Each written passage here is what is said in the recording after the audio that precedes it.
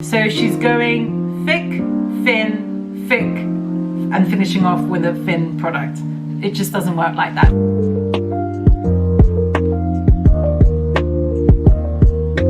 Hi everyone, welcome back to Skin Masterclass. I'm Chidam Yilmaz, your personal skincare coach, teaching you effective ways of perfecting your skincare through education and well-being. In my channel, I cover everything regarding to skincare. So I'm a chemical engineer in background, worked for 9 years in a petrochemical firm. Also, I'm a skincare consultant. Also, I'm a cosmetic formulator. So I have a lot of experience in regards to manufacturing, operations, also skincare formulations. And my aim for this channel is to give you the insights, how you set up your routine, how you can optimize your skincare routine to make the most out of it, making it more simplistic, more cost effective. So everything regarding to skincare, I cover in this channel.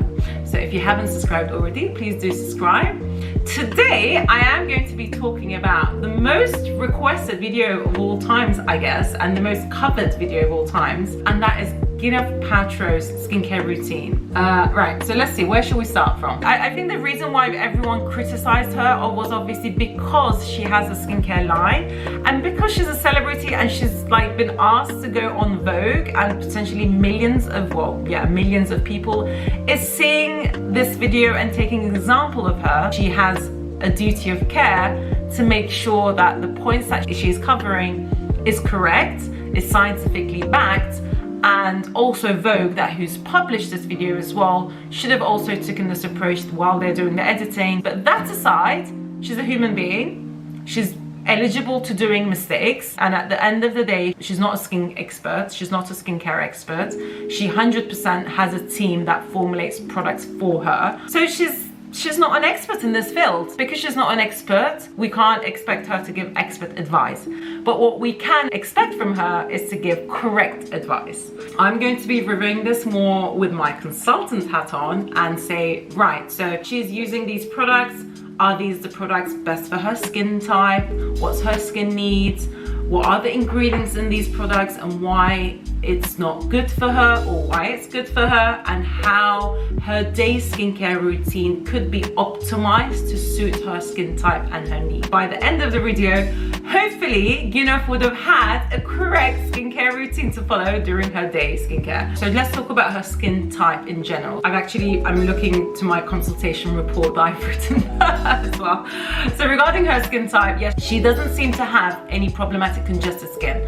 When I'm looking at her skin, it doesn't look like she has congestion, it doesn't look like she has enlarged pores, there's no oiliness, she doesn't have breakouts. I wouldn't put her under the problematic congested skin category. However, I would definitely put her under the dry, dehydrated, mature skin category. So which would mean that she has moisture loss, she might feeling some tightness, so she's more on the dry skin category, where she could be developing dry flaky patches, because later on I do see that she is using Weleda, and Weleda, if she's able to tolerate it, that means she does have a dry skin type category. She definitely has loss of elasticity, I would say around the eye area and also on the cheek area.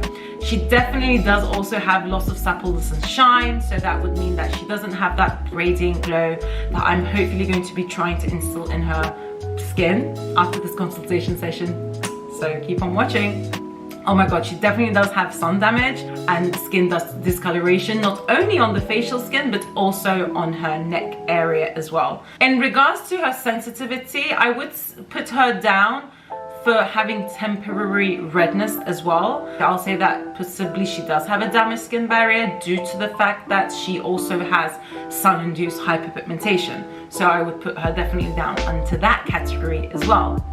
In terms of her skin needs, because she's not considered congested, she wouldn't need to use any products to decongest the skin, reduce pore size, oil control, reduce oil production, and also, no need to have ingredients as acting as antimicrobial, antibacterial, anti-inflammatory effects, because she does not have problematic congested skin.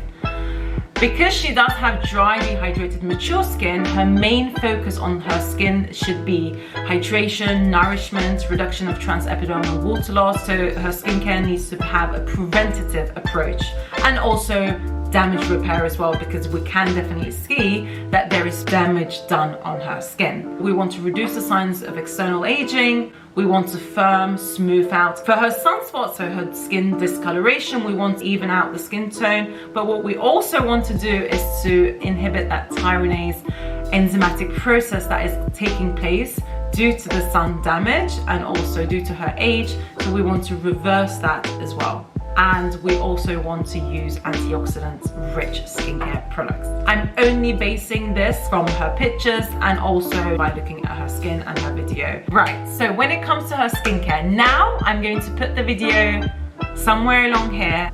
Creating a practice or a ritual out of something makes it so that you're definitely investing in yourself for that time every day. So the next part of my morning routine is super important to me. I can't live without it.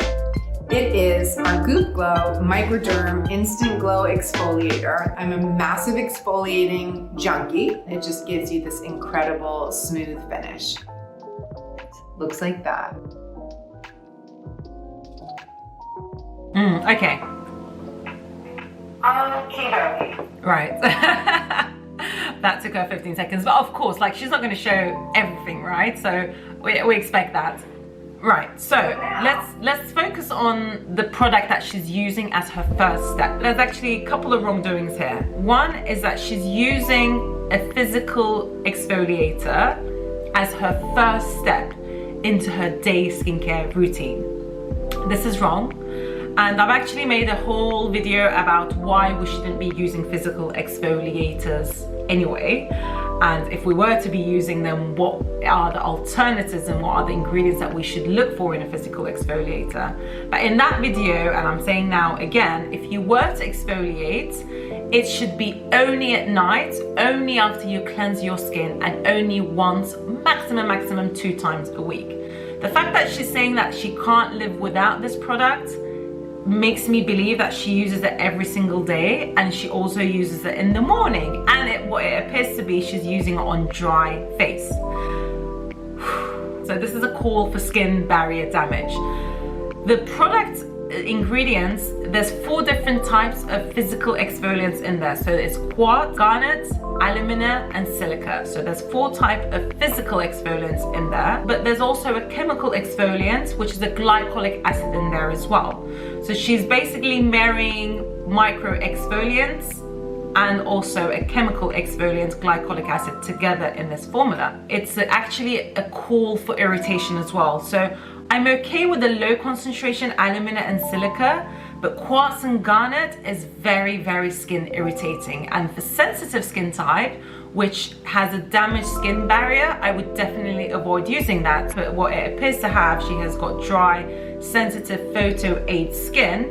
So what I would advise her to use instead is glycolic acid, yes, but more of an enzyme-based exfoliator paired with a glycolic acid, and for her to use it at night once a week after she cleanses.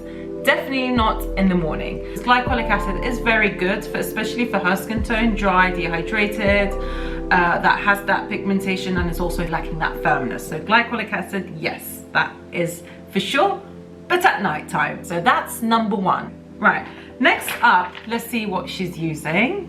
Okie dokie. So now I am going to apply Vintner's Daughter. This is an unbelievable serum. I love the way it smells. And you just put a couple drops on.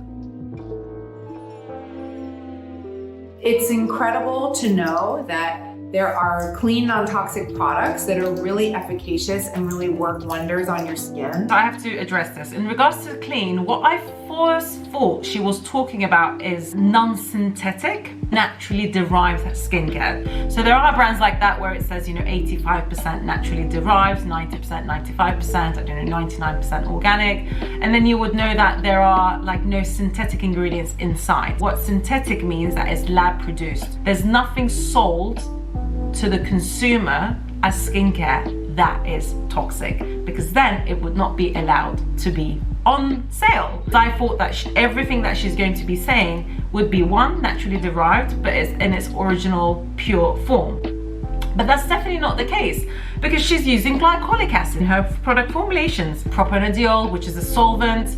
There's alcohol in the products that she suggests as well, which is also a solvent. What I'm trying to say is that the brand that she's telling you that she's created, she's selling it as clean beauty, non-toxic beauty, but it includes ingredients that you can find from all the things that she's telling you not to buy. So it just doesn't make sense. So what she's doing here is she's using an active botanical serum. I must say, 30 milliliter bottle at $185. Wow, that is very, very expensive.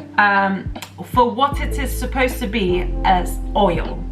If you go to the description of the product, it's a luxurious face oil. I have a problem of brands selling face oils as serums.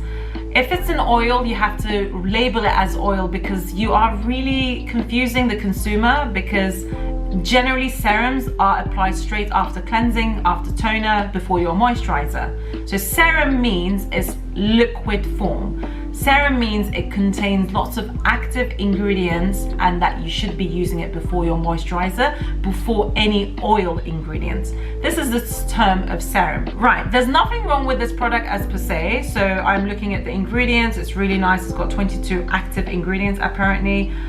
You don't really call oils active ingredients. Active ingredients means actually it's products that make skin deep changes. So it's got vitamins, minerals, phytonutrients, antioxidants, phytoceramides, aminos. Phyto means, by the way, plant-based. Avocado, bergamot, calendula, carrot seed, dandelion, evening primrose, frankincense, grapeseed, hazelnut, lavender, lemon. So these are all oil-based. They are beautiful oils. I'm not going to lie on that. Beautiful, especially I really do like frankincense, evening primrose, sea blackthorn, tomato, turmeric. These are all expensive oils to purchase. So I can justify maybe on the price a little bit. This is definitely not a product placed correctly in her skincare routine, because she scrubbed her face, so physically exfoliated her face. Then now she's applying an oil, whereas she should have used a cream-based cleanser first, then went with her serum, which would be a liquid-based serum, and then with her moisturizer. Whereas what she's done, she's exfoliated the skin, then went with an oil. So that's wrong. The oil should always be at night after your moisturizer, where it can hydrate the skin and to seal everything in. If you are applying oil products in the day, what you would do is that you cleanse, you put your essence, your toner, you moisturize, then potentially only a couple of drops, you can add it to your moisturizer, mix it, and then apply it together with your moisturizer, and then you would follow up with your sunscreen. If you're at a point where you have to put an oil in your moisturizer to make it richer, that means that the day cream that you are using or the sunscreen that you are using is wrong.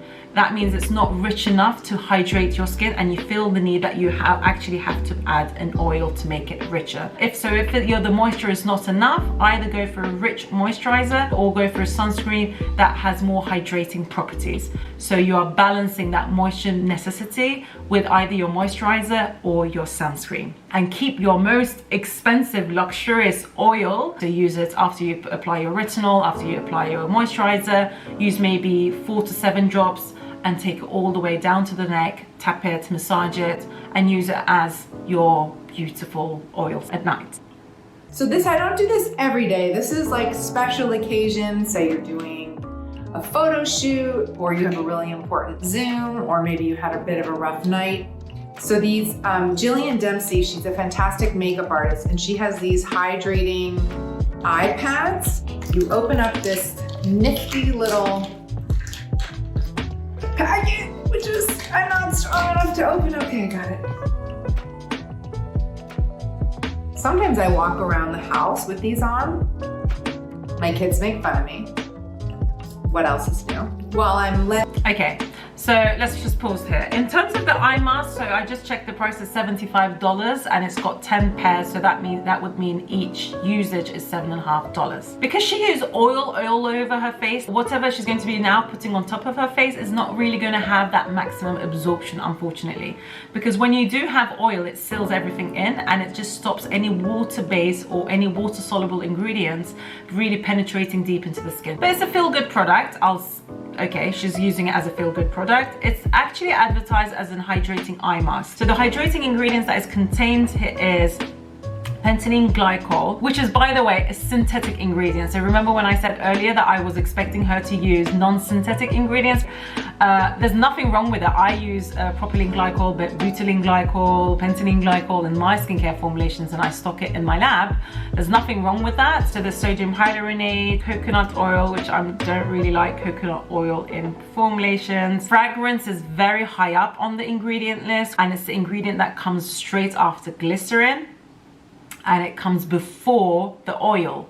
So I would say it's a good 1.5–2% in this formulation. The main seller is actually the fact that it says that it has prebiotics included in this eye mask. So the prebiotic in this specific one is alpha-glucone oligosaccharides. So alpha-glucone oligosaccharides in general, only up to, I'll say, November 2020, there was a pilot study done. In this pilot study, it was proved to be effective in the selective simulation of beneficial bacteria, but further tests needs to be done to determine the prebiotic functionality. So it's not hardcore science yet when it comes to prebiotics. Prebiotics in general, I would advise my clients to incorporate into their routine, in their serum or in their cream, especially my clients who are acne prone, because prebiotic is very good for wounded skin that needs to be boosted and repair, and also if you have sensitive skin or a damaged skin barrier. What we need underneath the eye is hydration, especially for her. She needs hydration, firming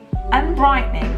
So prebiotics is not the main ingredient that I would really be incorporating in a formula in an eye serum, especially in an eye mask. You can look for eye mask serums that contains more peptides, ceramides, a collagen peptides such as acetyl hexapeptide 8, rich in antioxidants such as green tea and vitamin C, which is also great for brightening, vitamin E. So these are all nice antioxidants that you can incorporate into your eye mask serum. I would say if you have an eye cream that delivers on your skin needs, using these serums are more like a booster. I would maybe use them once or twice a week, not more than that. So let's carry on listening to the rest of her routine and see where we can make a difference. People always ask me, you know, if I want something that's a clean, non-toxic product that really works, that I want to buy at the drugstore, what should I get? And I always say Weleda Skin Food. They make this super rich, fantastic moisturizer. Okay, now let's talk about the Weleda Skin Food. So original ultra rich cream. So this is a very fairly priced product. It's £12.50 for 30 milliliters, so that's very good. When you look at the full ingredients as such, it does contain sweet almond, sunflower oil, beeswax, lanolin. So lanolin is what makes it waxy and what makes it more of a product that is suitable for dry and dehydrated skin, because it has the ability to lock in that moisture and to seal that moisture that you put in beforehand. Because it's more of a thick balm texture, I would probably advise my clients to use it if they have dry, chapped, dehydrated skin, and maybe more in the winter months. During the day, it would go before your sunscreen if you have very dry, dehydrated, chapped skin, and at night it would go before your oil, or if you are using a tretinoin, for example, that has a very high drying effect and you want to compensate that dryness with something extra balmy and ultra rich. So that's how I would normally advise people to use this Weleda Skin Food. So now we're coming on to the point where she's going to be talking about her sunscreen. Let's see this. Our website, Skin Deep. And I'm not a sort of head to toe slather sunscreen, but I like to put some kind of on my nose and the area where the sun really hits. The sun doesn't just hit on your nose, on the high points of your cheeks. Yes, it hits there probably more, but it hits everywhere in general. Also, you should be one of those people who would slather sunscreen all over your face. Not only your face, but also your neck, back of your neck, your ears, back of your ears, everywhere, because sun can hit us everywhere. Also, yes, we talk about the facial skin sunscreen protection as well, but don't forget about your body as well, especially if you are living in a hot country and you're wearing dresses. You have to be applying from head to toe. You should be getting half a teaspoon of sunscreen, and that would cover your whole face, your neck, your back of your neck, and your ears and back of your ear. That's what the guidelines is for sunscreen application. And also do not forget to reapply your sunscreen as well. So yes, you apply your sunscreen, but then you have to be reapplying your sunscreen as well, because after 2 hours your sunscreen effectiveness is deteriorated. Yes, 1, applying sunscreen is important. 2, wearing a hat, wearing glasses. These are all additional things that we can do to enhance the effect of our sunscreen. Also, do not forget what I said as well before in regards to the antioxidant rich skincare as well, that would boost the effects of your sunscreen. 1, she's using it incorrectly. 2, she's using it less than what is recommended, but the choice of sunscreen is correct. The one that she's using actually is the Unsun Cosmetics Mineral Tinted Broad Spectrum Face Sunscreen SPF 30. So this is actually a very good mineral base, so physical sunscreen. Looking at the ingredients as well, full ingredients, so it's got 6.5% zinc oxide and titanium dioxide 5.5%. So again, it's a good sunscreen. I would say now, looking at the ingredient list, it contains shea butter and coconut oil and safflower seed oil, and also beeswax to make it more thick. So I would say if you are acne prone or if you have congested skin, to avoid using this specific sunscreen. Generally speaking, zinc oxide and titanium dioxide, they do not block your pores. They're very well, like mineral physical based sunscreen are the preferred option if you have acne prone skin.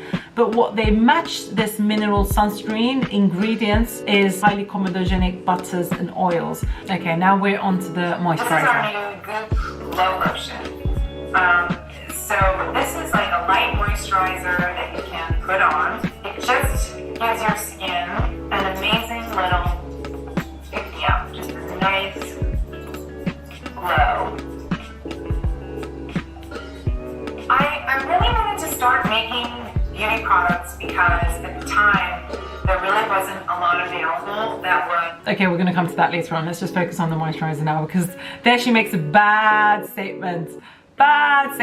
I want to remind you what she's done, right? So she exfoliated her face. After she exfoliated her face, she went with an oil serum. Then she's used an eye mask. Then she's used Welada Skin Foods. On top of that Welada Skin Foods, she's done sunscreen.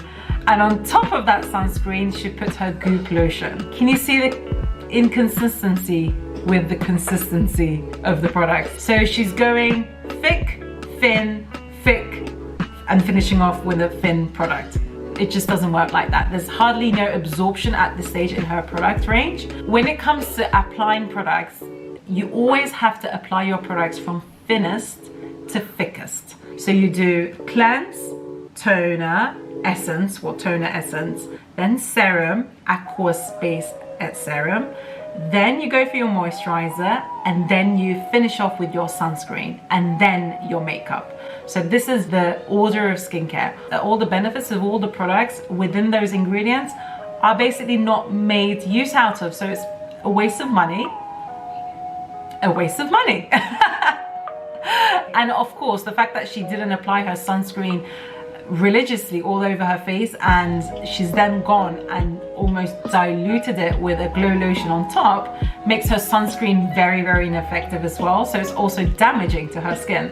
So overall, the skincare routine, even though the products might be nice, they're not utilized correctly. And that's why it's so important that yes, you have all these skincare products and you might have paid $100 to $150, $200, or even, you know, it doesn't matter. You can get a really good product now for $10, $15 as well. So it doesn't matter so much on the price, but after you go and take the investment of time and finance to buy all these products, you have to make sure that you use them in the correct way to get the benefits out of the product. For the product side, it's actually quite good, and it does deliver on her skin needs.